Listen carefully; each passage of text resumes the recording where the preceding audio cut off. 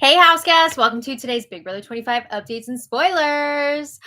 I just realized I look like that freaky deaky Momo in the thumbnail, so I apologize for that. Oh my god, scary. Ew. Okay, welcome. Weird way to start this updates and spoilers. Our house guests of the day are Laura Greer and Annabelle Anderson. Thank you both so much for the support. We could not do this without you. We appreciate it so much. So thank you again. And special shout out to Laura Greer, who is like an angel investor for us every season. You are amazing. And Annabelle, you are also amazing. So thank you both so much. If you guys want to be house guests of the day, check out our Patreon link in the info box below. It's only $1 for a holla. Oh, my husband's here. He said hashtag free the snakes. A man after my own heart. Thank you for the super chat. And that leads me into, I want to thank yesterday's super chatters because that is another fantastic way to support our channel. It's the snakes and keep us going. So Dawn MH 302, Mary Ellen L, Ant Dog 25, Jefferson Tucker, Jack D 65, William Dang, Dane Thomas, Phil D, and William Dang again. Thank you all so much for your super chats. We really appreciate it. Okay. I'm tired. It was a really long night, okay? Last night, after lots of flip-flopping, Heisem was evicted by a vote of 11-0. And honestly, I was sad because I felt like Heisem was actually really remorseful and he had a delightful interview with Julie. And I wish we could have seen more of that Heisem while he was in the house. So much fun, so light, so carefree. So it was a bummer to see him leave, but that's that. We also found out on last night's episode that America, the country, gets to vote this week. Voting is open until Monday, and we get to decide who we want to get a secret power. So the 4 house guests with the most votes are going to compete for that power. It's called the power of invincibility. Ooh, it's like the star in Mario Kart. Right? So the winner of the power of invincibility can save an evicted house guest from one of the next 2 evictions. So either this Thursday or the following Thursday, right? That is the timeline we're looking at here. And if you are evicted, you can save yourself. So it's kind of like a get out of jail free card, which I think is a cool concept. I think it's cool that we're voting and then they're competing. So it's not just like a guarantee that the highest vote getter gets the power. I think that's a neat way to do it. So I'm excited, curious to see how it's going to work out. We'll see what happens there. But this is what we're all here for, right? At the end of last night's episode, they started the pressure cooker HOH competition. We've been waiting for this for like 18 years. It's finally back.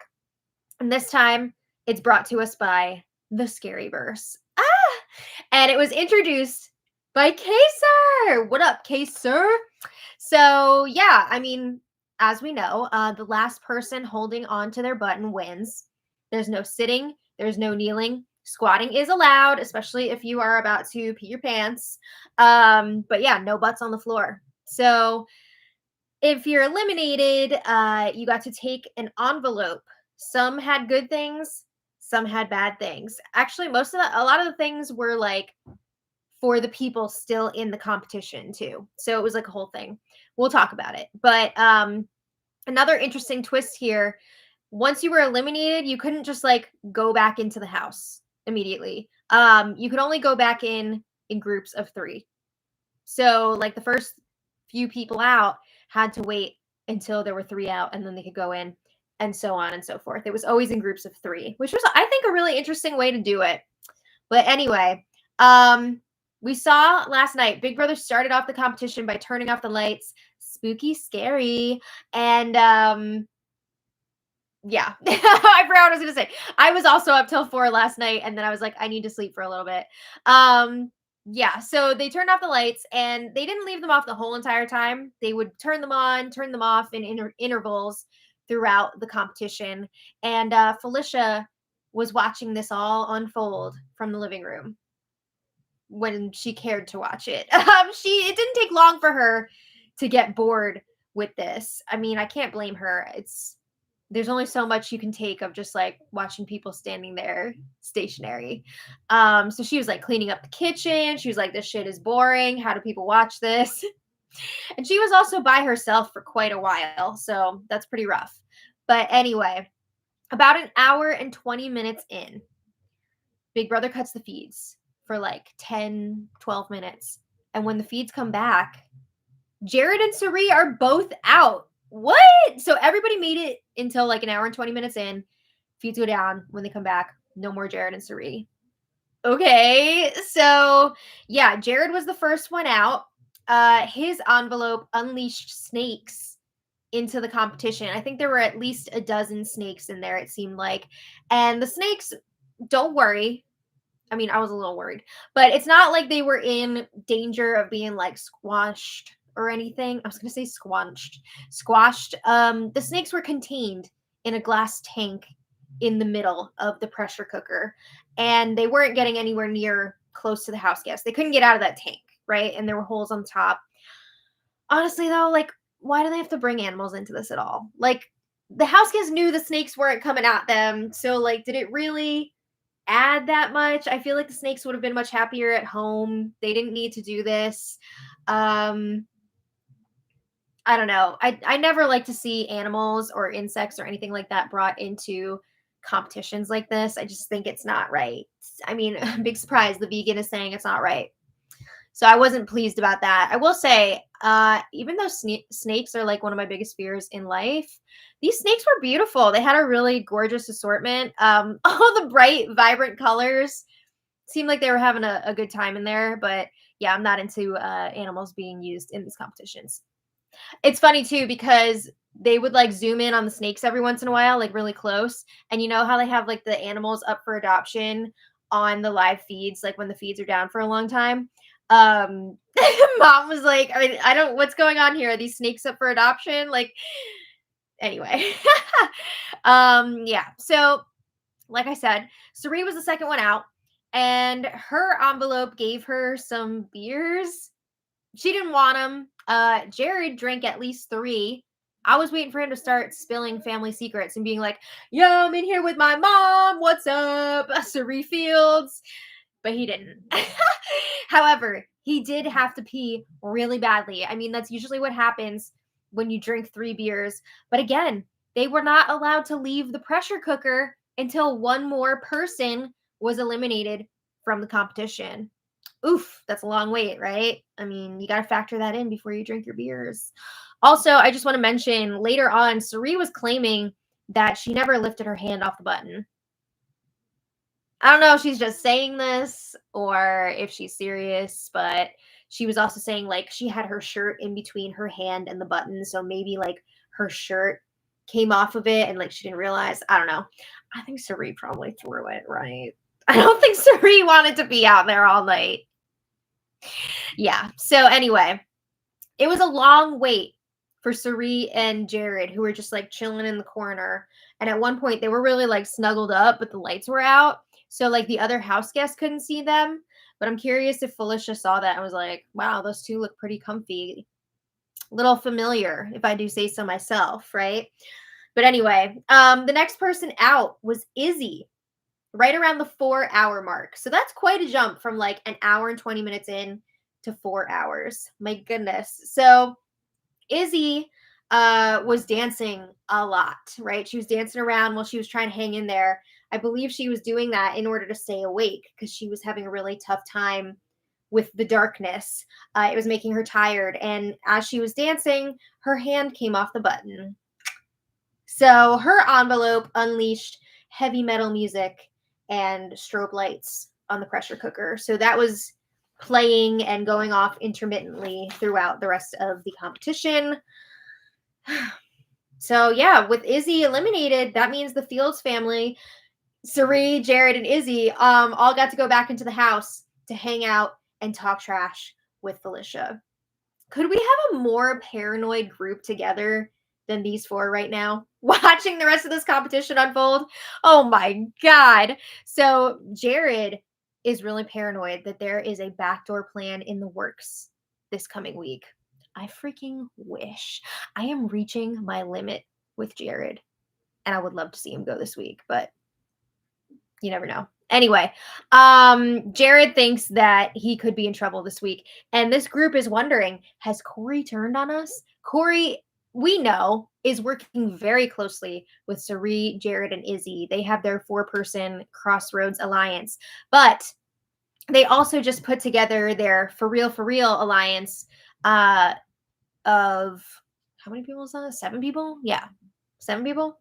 Jared, Sari, Izzy, Felicia, Corey, America, and Mimi. Yeah, another 7. So this is supposed to be their real alliance, hence the name For Real. So they're wondering, like, is Corey actually loyal to this, or are Corey and America off doing their own thing with like Cameron and his group, Cameron and Red? Again, I wish. But Jared says he feels like Corey is solid for now anyway.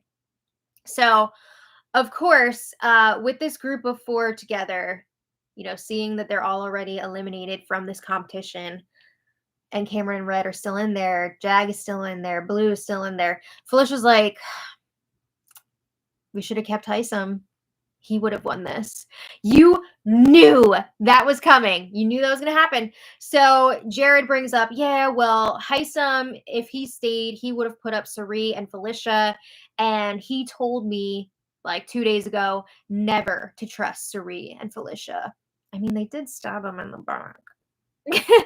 But oh my God, this group is pissed that Jared did not tell them this Hisam information before. Like when they were this close to flipping the vote to save him, would have been a good thing to know. So they were saying, like, if we knew he said that he couldn't trust us or you shouldn't trust us, we never would have even considered keeping him. So that's going to come up again.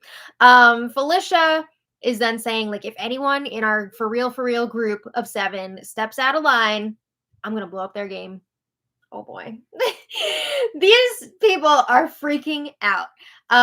So Felicia's saying she wants Corey to be the first one out of their group of 7. She wants Red out next, then Cameron, then Bowie, which poor Bowie. Bowie has been nothing but loyal to the Bye Bye Bitches, but she can do no right in the eyes of Sari, Izzy, and Felicia. They cannot stand her, and it's so perplexing. It's so weird. But yeah, so they want Red, Cameron, Bowie, and now they're saying they want Corey out after those 3. And Felicia's even saying she doesn't believe that he's a 21-year-old college student. Okay, if that's where you want to go with it. So at one point, Felicia leaves the room, and Sari took the opportunity to give Jared a talking to. So she's pissed that Jared did not tell them the Hisam information. She's like, that would have stopped us right in our tracks, when we were thinking about flipping that vote. And Jared's like, well, you should have just trusted me. I can't remember everything that everyone says. And Sari's like, okay, but you wait until days later to tell us things, right? We do trust you, but we need to hear the supporting facts, right? To back up what you say. We can't just take your opinions without any facts. So it was quite a talking to. Izzy was sitting there during this conversation, basically like when your sibling gets yelled at by your parent and you're just like at one point, Izzy was even like nodding along with it. I was like, oh my God. But after the talking to, Jared retreats to his bed. He's got a bandana over his face. Oh my God. So Sari has to go in and give him a little hug and be like, it's okay. You need to do better. All right. So anyway, Jared goes off to sleep for a while, whatever. Sari, Felicia, and Izzy continue to talk trash about Bowie, Red, Cameron. They're saying Bowie couldn't possibly be a DJ because she has no rhythm. I can't wait for them to find out. Not only is she a DJ, but also a lawyer. They're not gonna know what to do with that. They were also saying she looks like Max Headroom, which felt really mean. I honestly think she looks like Charlize Theron. Like, it's freaky how much she looks like Charlize Theron. If she had different hair, yeah. But Izzy was also calling Cameron and Red's hair ugly and awful and saying she hates the way they flip it around. I gotta say, listening to Sari, Felicia, and Izzy trash talk everybody, these three are nasty. I was not feeling this. And I was like starting to root for Cameron in the HOH comp. Like, what is this? What is going on? So eventually, these three, Sari, Felicia, and Izzy, they knock themselves out from all the trash talk and they fall asleep on and off for a bit. The less they open their mouths right now, the better. So back in the pressure cooker, Bowie is the next one out after more than 8.5 hours. Oh my God. So she's got to wait in there for 2 more people to drop out, right? She can't just go inside. So Bowie opens her envelope and she won a pressure cooker. That's fun. Okay, cool. So anyway, Matt is the next one out. He lasted 9 hours and 42 minutes, which is great. And his envelope unleashed flies in the pressure cooker. But this is really sad because apparently it was so cold in there that a lot of the flies died. Like they were already dead by the time they were unleashed. I hate that. Leave the animals and the insects out of your games. We don't need that. We don't need it. Let them live their lives, right? They don't need this. So that was upsetting. Red was the next one out. He lasted a little over 10 hours. I gotta say, this group of house guests, very strong overall. He won a home theater system, which is cool. And he also got a 1-year subscription to Paramount Plus. Only 1 year? Like, really? Is it at least the ad-free premium account? Like, come on, a year? We couldn't do better than that. I know this is a crazy economy, but 1 year. Anyway, it made me laugh. So yeah, Red, Matt, and Bowie, they all get to go inside.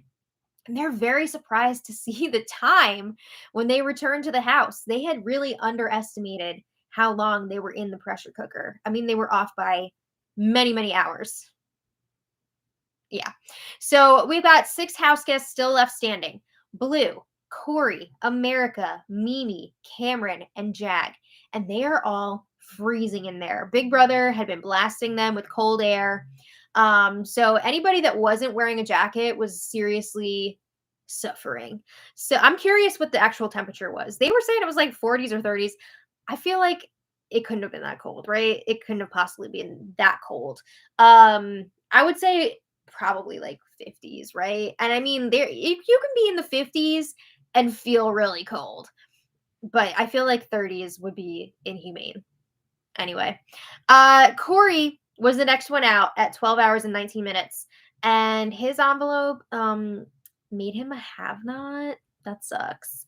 The fun news is this is like a throwback have-not week, and he gets to eat peanut butter and jelly. I don't know for sure if it's like you get the PB&J in addition to the slop or if it's only peanut butter and jelly. I'm not sure. But he has been tasked with picking 2 people to join him. He didn't pick right away, but he did end up picking Izzy, who volunteered, and Bowie will also be joining them. So those are our 3 have-nots for the week. Blue was out not too long after Corey, 7:45 a.m. Big Brother time. And she won money. She got 1,000 buckaroos. Good for her. Jag was next. He was out less than 10 minutes after Blue because he started actually like dozing off. Damn. So his envelope unleashed this like nasty perfume being sprayed in the pressure cooker. And apparently it smelled like urine or something. Or like, what did Cameron say it was? Like a cow hold, like where they keep cows, I guess. Okay, so like a farm, possibly urine smell. Also, I think Matt might have peed himself during the competition because I remember Mimi mentioning something like, "Oh, it smells like Matt's pee," or I don't know. Yikes. But anyway, Corey, Blue, and Jag, the 3 of them got to go inside together. Also, again, shocked to learn what time it was. So we're down to our final 3. We've got America, Mimi, and Cameron. Okay, props, right? Props. So Mimi was out at 8:30 a.m., Big Brother time, and her envelope, she gets to have a dinner party with 3 other house guests of her choice. That's fun. I like that. Um, so then she had to stay in there, right? She couldn't go inside. So she was watching as America and Cameron soldiered on. And apparently at one point, Mimi was saying that she had to go to the bathroom and Big Brother like turned off the feeds and let her go. And in that time, I mean, I thought they weren't allowed to go to the bathroom, but maybe they were like, you know what, you've been in there for like 13 plus hours. You can go to the bathroom. And in that time, Cameron and America were alone, and apparently they made a deal for America to have safety. Cameron was like, "Hey, I really want to see my daughter. Like, I really want this." And America held on for like 20 more minutes because she didn't want it to look sus, right? She didn't want everybody to know that she threw it. But she was out at 8:50 a.m. She didn't get an envelope. The last two people didn't get envelopes. And yeah, that means Cameron won HOH. Cameron won the BB23 pressure cooker. I got to give him props because it was really impressive. And oh shit, the drama of it all. Cameron winning HOH. Cameron, who's been up on the block the last 2 weeks and who was definitely a top 2 target along with Red going into this week. So honestly, I know a lot of people were upset that Cameron won. Hot take, I'm kind of excited. I'm not saying I'm like a Cam fan, but I am excited for a power shift because I think this house was desperately in need of it. And yeah, I want to see things get changed up. I want to see the chaos. So I'm pretty excited. But yeah, this competition was just shy of 14 hours and just a few minutes shy. It might have only even been like 1 minute shy of breaking the season 6 record, the original pressure cooker competition. Dang. So I'm very impressed with this group of house guests for like getting so close to the record. I think that's awesome. And they put on a good show for us. So I hope those snakes are at home now and like resting and just vibing, living life. Oh, 3 minutes short of the record. So close. That's insane. All right. So after the competition, Cameron and Red have a quick chat. And Red is asking, like, did you have to strike any deals in there? What's going on? And Cameron's like, no, not really. Like, none that would be shocking, right? We know that he made a deal with America for her to be safe this week. She would have been safe anyway. America is pretty good with Cameron. So I don't think she would have been in any trouble no matter what. But Red says, just want to let you know, Izzy did not seem happy when you won. That's for sure. She had said to Red, your boy won. And like not in a happy way. Yeah. So Red is telling Cameron, we'll talk. He thinks that Izzy and Felicia knew something. I'm not sure exactly what he's referring to here. Maybe he means like Izzy and Felicia knew that there was some plan to target Cameron and Red, which like everybody was doing going into this week, except for Red and Cam. So yeah. Red says there's definitely a weird air about the whole situation. So Cameron says, all right, I'm going to take that under advisement. So Red says, I don't think we need to look inward yet, like as in at their alliance. Like he doesn't think they should target their alliance yet, but he says it's up to Cameron. And the alliance he's talking about is Legend 25, which is that 8-person alliance. Red, Cameron, Sari, Izzy, Felicia, Mimi, Bowie, and Matt. And Matt. So yeah, the Bye Bye Bitches plus Red, Cameron, and Matt. And again, we've talked about it before. As far as these guys know, this alliance is for real. Not the for real. But they think it's real. However, Izzy, Felicia, Sari, Matt, me. I was gonna say Nicole, and then me. They know that this alliance is a cover your ass alliance, right? They just wanted to make sure that they would be good with Red and Cameron. So that's what that is. But anyway, Cameron says we saw what happened to Heisem, right? He doesn't want to do anything crazy. He wants to stick to their plan, which means like put up Jag and Blue and then go from there. So, in other news, Jared and Blue are in the scary room. They're canoodling, but also spiraling hard. Jared is so worried that he's going to go up on the block. Please, I wish. Oh, it'd be great. Let's do it. Blue is scared she could possibly go up next to him because let's face it, these two can barely be not touching anymore. Like they're always together, they're always touching. So Jared says, well, if we both go up on the block, we should bang before one of us leaves. Get a freaking life, dude. Oh, it's so cringe. Oh my God. Anyway, later, people are napping. Cameron is all hyped up from his HOH win. So he's talking to the cameras by himself. And he's like, you'll notice that I have a new feather in my cowboy hat. I'll let you guess where that feather came from. He didn't let us guess. He said, you'll see his name on nomination day. So, I mean, I guess he's planning on putting up Jag, right? Because Jag's in the chicken suit still. Lame. Change it up. We want something else.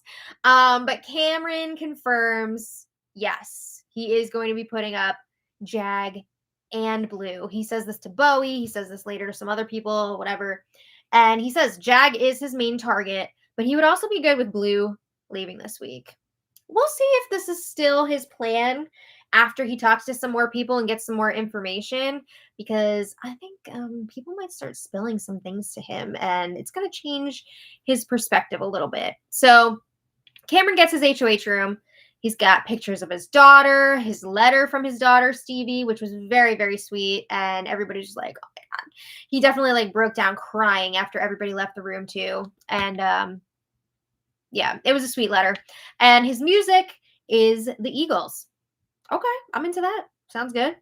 So yeah, I have to say, Jared, Izzy, Sari, Felicia, the paranoia is running rampant through this group. They are very fearful that Jared could go up on the block this week. Corey keeps reassuring them Jared is not going to be going up as an initial nominee. It's going to be Jag and Blue. That's what Cameron is saying. But Corey does admit there is a good chance that if the veto is used, Jared would be the replacement nominee. So Jared keeps saying like, oh, I'm going to get backdoored. I'm going to get backdoored. And Corey is telling him, no, it's not a backdoor. You would be the replacement nominee, not the target. I could totally see Jared going up as a replacement nominee and making himself the target because he's going to spiral so hard. So hard. Yeah, so Corey's reassuring all of them, look, even if Jared goes up on the block, we will have the votes to keep him. You don't have to worry. I'm wondering if Corey would get tired of Jared's antics and vote him out. There was a chat today between Corey and America where they were saying they want to keep Jag over Blue. And like, if it was Jag and Jared up on the block, who knows? Oh, okay. I'm into that. Interesting. I think last week was really wearing on Corey for sure. So Cameron has been doing his one-on-one chats now for the last little while. And I have to say again, Corey planting seeds when he was talking to Cameron. He lets Cameron know that there was almost a vote flip this past week. You know, when Cameron was up on the block against Tyson, they were going back and forth about it. And Corey lets Cameron know, Izzy, Sari, Felicia, they were all pissed at you that you did not pack your bags until the last minute. Oh, okay. Corey is spilling the tea. He's got to be careful. But yeah, he's spilling some tea here. And I'm wondering if this is going to have any effect on Cameron's plans moving forward. Could be interesting. But yeah, Cameron's chatting with everybody. I will mention that he let Jag know that he's going up on the block. But he tells Jag there could be a path for us to work together moving forward. Blah, blah, blah. You know, is he really serious about that? Not really. But he's telling Jag, go out there, win the power veto. And he's saying there could be different options, you know, after the veto. There could be other people that I'm not so sure about that maybe they'll go up. I mean, this could be him thinking about that info that Corey gave him. He did also let Blue know that she'll be going up. It was a similar conversation where he was saying there could be other options after the veto. Got to see who wins that. So, yeah. Nominations will be happening later today. As of now, it looks like Jag and Blue will be going up on the block. I mean, he did tell them that. He could change his mind, but as of now, that's what it looks like. So if you guys want to check back later, I will post the nominees in the info for the spoiler. Yeah! Oh, hi. Hello. Huh? I didn't pee. Oh, okay. It's going to be interesting to see what happens with this veto, because I think if the opportunity presents itself, Corey may decide that he is ready to make a big move here and possibly like get rid of a Jared or maybe Izzy, or I don't know. So we'll see. But I want to thank today's super chatters because we really, really appreciate your support. Sean, my husband, thank you. Free the snakes. Hashtag free the snakes. Not in this yard, but far away from me. Shane Wright, thank you so much for the super chat. Susan Pengilly, thank you so much. Gail Murphy Comedy, thank you so much. Yeah, overtime. Last night, oh my God. Even when I made the call to go to bed at 4, I was still like awake. I was just like, I wonder what's happening. I had to keep the phone away, so I wasn't looking at Twitter for updates. Mary Ellen L, thank you so much for the super chat. Laura Dalton, thank you so much. Deja Days, thank you. And this is Deja's first super chat. Woo! Thank you. Sorry that you have to endure a Cameron HOH this week. Honestly, I'm excited. It's a pleasure. Well, I don't know about a pleasure. I'm excited for the scrambling, right? I want drama. I'm not looking forward to him potentially getting HOH-itis because I think that's going to be unbearable. But I am looking forward to the scrambling of the people that have been running this whole season so far. So I think that's going to be a different take than what we've seen. Sorry. Thank you again. Camila Gamba, thank you so much as always. Much love. Right back at you. What do you think of Felicia continuing the cycle of HOH of the previous week in trouble now that Corey has spilled this info to Cameron? Yeah, I mean, even with stuff coming out about Felicia, I don't know that she would be targeted before someone like Jared, you know? I don't know if she would be seen as big of a threat. I'm not sure. But it is interesting, like, you become HOH, you become really obnoxious, and then you're a target the following week. So maybe somebody can end that cycle. I don't know. Edward Guzman, thank you so much. And Edward says, don't like the Bowie slander. She seems sweet. Would love to see her win something and prove others wrong. I know. I was also totally fine with the possibility of her winning this HOH because I wanted to see people like kiss her ass and like have to be nice to her. It does bother me how much crap they talk about her because she really does seem like a sweet person. And I don't think she deserves this at all. So it's kind of weird that they're so fixated on her. I don't like it. CJE, oh my goodness, thank you so much for the generous super chat. And they said, just a casual lurker here. Appreciate the free content you've provided over the years since I can't access the feeds easily in Australia. I'll try to manifest more people to donate to since it's definitely not enough for the value you've both provided. That's so sweet. Thank you so much. Have you looked into the Pluto TV thing at all? I don't know if that's only for US or if you can like use a VPN maybe. Yeah. But I know that is new this season, so I don't know if you've tried that out yet. But I mean, you should be able to use a VPN. Yeah, right? I mean, Pluto TV is supposed to be free, so I'm not sure how that all works. We haven't tried it yet. But you might be able to use it with a VPN. Thank you so much again. We really, really appreciate it. And shout out to Australia. We love you. Aussie, oi, oi, oi. Yes. William Dang, thank you so much. William says, I feel Cameron wastes his HOH with Jag and Blue as noms.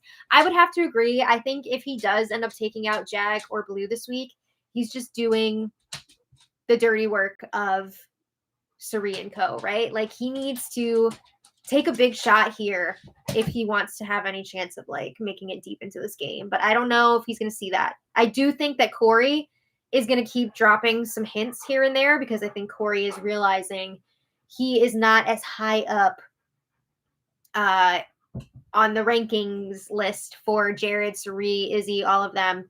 So I think he's realizing he needs to explore other options and he could be making some moves this week. We'll see. I'm really interested to see how it's going to play out. So, I mean, it seems like he already started. I think he started, yeah. So thank you all so much. We really, really appreciate it. Yes, Charlize Theron, right? It's crazy. But anyway, thank you all so much for watching. We'll see you tomorrow for more. And until next time, much love. Bye, everybody. Hashtag free snakes. Bye. Bye.